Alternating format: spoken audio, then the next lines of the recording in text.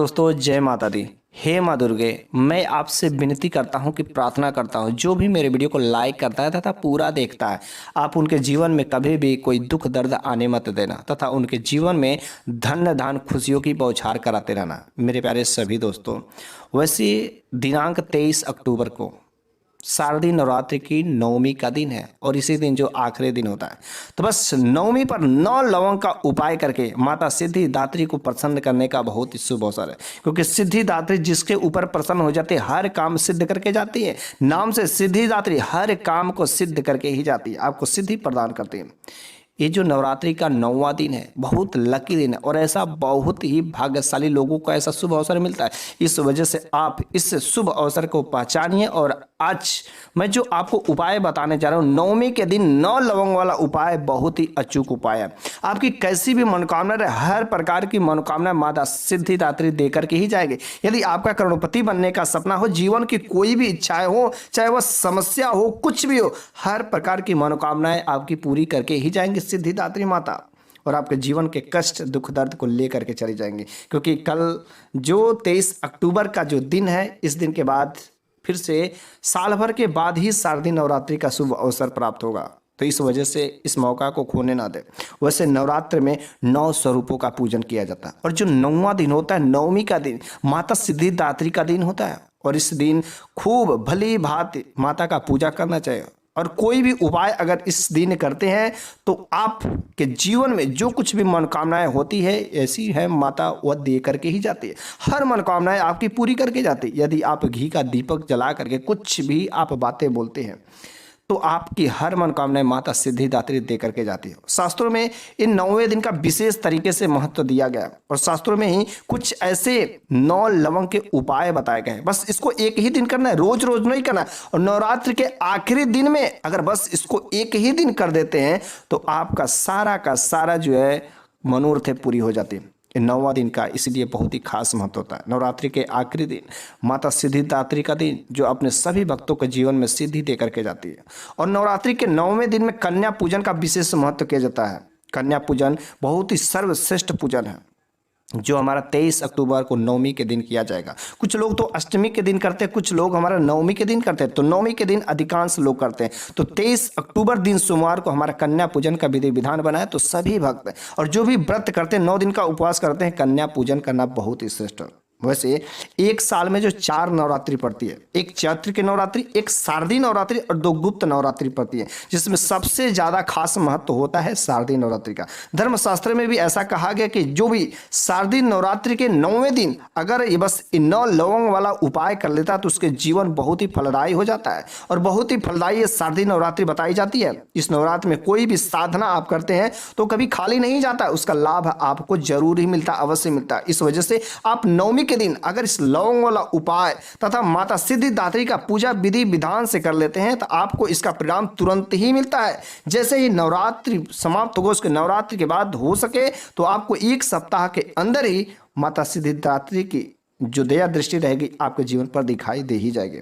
इस वजह से यह जो प्राचीन काल से ही चली आ रही है लवंग का उपाय है। यदि आप जानते हो तो भला, नहीं जानते तो आप इस वीडियो के अंत तक बने रहिए, जो आपके जीवन को सफल बना सकता है। वैसे पूजा में जो लवंग का उपाय तो किया ही जाता है, क्योंकि कोई भी पूजा जो है बिना लवंग के बिना नहीं होता।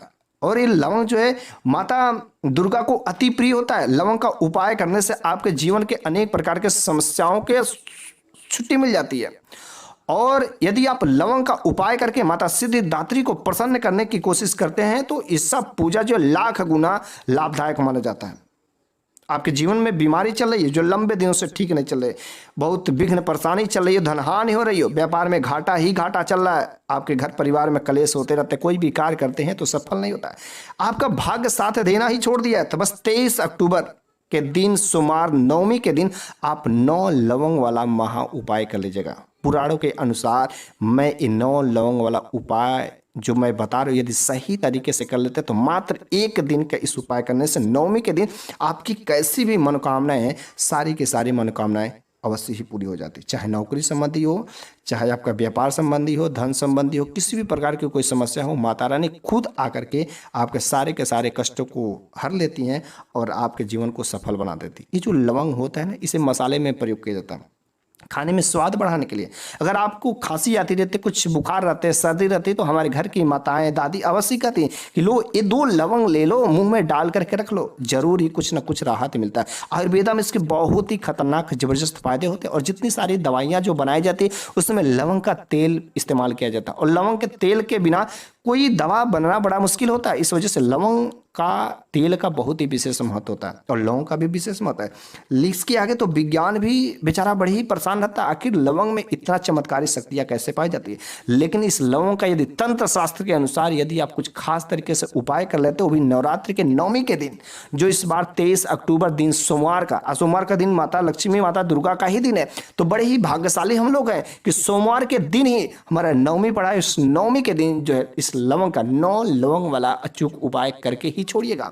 आपके जीवन में माता सिद्धिदात्री सब कुछ सिद्धियां दे करके जाएंगी, कार्य हर प्रकार के कार्य आपको सिद्ध होकर के ही रहेगा। तो चलिए हम उन उपायों को करते हैं, जान लेते हैं आखिर इस लवंग का उपाय आपको नवमी के दिन कैसे करना है, ताकि आपके जीवन में भी अनेक प्रकार के सकारात्मक बदलाव हो सके, आपके घर से जो नकारात्मक शक्तियां हैं हमेशा हमेशा के लिए खत्म हो सके। इस वजह से मैं आपसे विनती करता हूं कि आप इस वीडियो को पूरा जरूर देखिएगा। यदि आप माता दुर्गा के भक्त होंगे, माता दुर्गा से प्रेम करते हो, तो कम से कम वीडियो को लाइक करिएगा।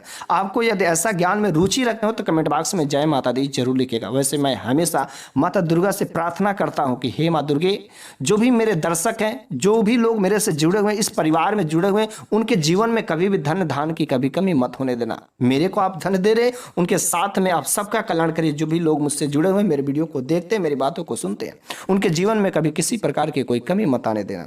तो चलिए हम लोग उस लवंग के जो चमत्कारी उपाय है उन लोगों को जान लेते हैं। जैसा कि लवंग का उपाय प्राचीन काल से ही चली आ रहे, बस उन्हीं उपाय में से मैं कुछ बस खास उपाय मैं आपको बताने जा रहा हूं। पहला जो उपाय है धन प्राप्ति का महा उपाय। जी हाँ, अगर आप चाहते हैं कि आपके रास्ते में किसी प्रकार की कोई परेशानी नहीं है, आपके जीवन में धन धान की कभी कमी नहीं हो, धन के रास्ते बिल्कुल ही बंद हो गए, ऐसे कुछ आपको लगते हैं, तो आप इस लवंग वाला महा उपाय जरूर ही कर लीजिएगा। सिर्फ एक ही दिन करना, उसके बाद माता सिद्धिदात्री खुद दे करके चली जाएंगे। आपका कोई भी कार्य सिद्ध नहीं हो रहा था वह आपका सिद्ध हो जाएगा। माता रानी जो है पैसों की बरसात आपके घर में कराएंगे। शाम के समय में नवमी के दिन आप इस उपाय को करिएगा।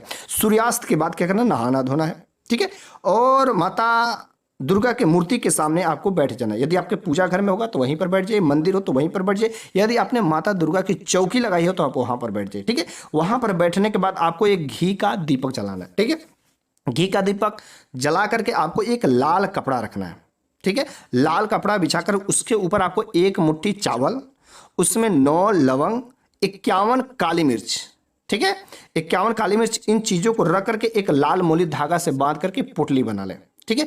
पोटली बना करके आपको वहां पर दीपक जलाना है। दीपक जलाने के बाद आपको 9 बार बैठ करके माता दुर्गा का चालीसा पढ़ना है। यदि आपको याद है तो बड़ी अच्छी बात है, नहीं याद है तो आप जो बुक ले करके आप जो है पढ़ सकते हैं, लेकिन मोबाइल में चला करके भूल के भी गलती मत करिएगा, क्योंकि बहुत लोग आलसी होते हैं, मोबाइल से चला देते हैं। ऐसी गलती नहीं, आपको अपने जुबान से उसका उच्चारण करना है, क्योंकि जब तक आप अपने जुबान से उच्चारण नहीं करेंगे आपके जो शरीर में जो है ना आध्यात्मिक ऊर्जा नहीं प्रदान होगी। तो यदि आप चाहते हैं ऐसा काम हो तो अपने मुख से ही इसका उच्चारण करना चाहिए, याद हो चाहे बुक से दे करके आप इसको कर सकते हैं।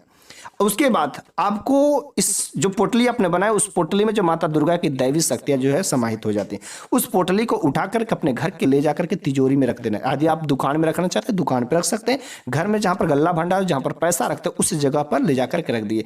23 अक्टूबर के दिन ही करना है। और यदि आप ऐसा उपाय कर लेते तो यकीन मानिए जो सिद्धिदात्री माता है, जो धन खींचने का काम करती है, आपके जीवन में धन की कमी जो थी, धन हानि हो रही थी, धन के रास्ते बंद हो गए थे, माता लक्ष्मी का आगमन बंद हो गया था, बस अब सब कुछ होना शुरू हो जाएगा और आपके जीवन में धन की कमी कभी नहीं होगी। दूसरा नंबर की बात है कि यदि कोई आपके घर परिवार का सदस्य बहुत लंबी बीमारी से जूझ रहा हो, खाट पर लेटा लेटा बेचारे की हालत खराब हो गई, दवा काम नहीं कर रही हो, बहुत बीमार पड़ा हुआ है, तो यदि आप भी ऐसी समस्या से झेल रहे हैं या आपके घर परिवार के किसी सदस्य के साथ ऐसा हो रहा था, आप जो नवरात्रि के नवमी के दिन लवंग वाला उपाय कर लीजिएगा। यकीन मानिए उसकी बीमारी में 100% राहत मिलेगी ही मिलेगी। सिर्फ एक ही दिन करना है, ठीक है। नवमी के दिन आपको क्या करना है, ध्यान से सुनिएगा। सूर्यास्त के बाद ही नहा धोकर के फ्रेश होना है।